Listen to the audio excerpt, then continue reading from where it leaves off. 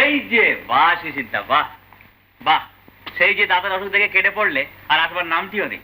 এই তোমার বন্ধু প্রীতি। দাদা কিরকম বন্ধু দেখো একবার। এতদিন আসিস না কেন রে? কি হয়েছিল কি? এখানে ছিলাম না রে।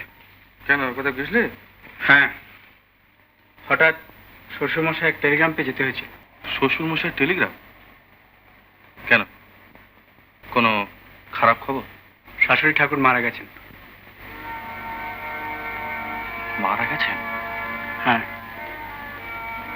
শ্রাদ্ধ সন্ধি চুকিয়ে চলে এলাম আর কি। ও, তারপর?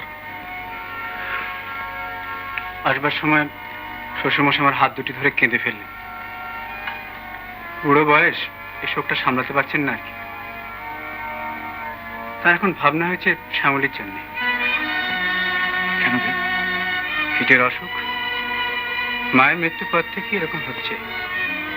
দিনে প্রায় 3-4 ঘন্টা অজ্ঞান হয়ে থাকে। অজ্ঞান হয়ে থাকে? হ্যাঁ, তবে কি জানিস অনিল, অজ্ঞান হয়ে থাকলেও সারাক্ষণ তোর ছবিটা সে বুকে আঁকড়ে ধরে থাকে। না না না না শিশির, এই অন্যায়। অন্যায়? হ্যাঁ হ্যাঁ, এই অন্যায় শিশির, অন্যায়।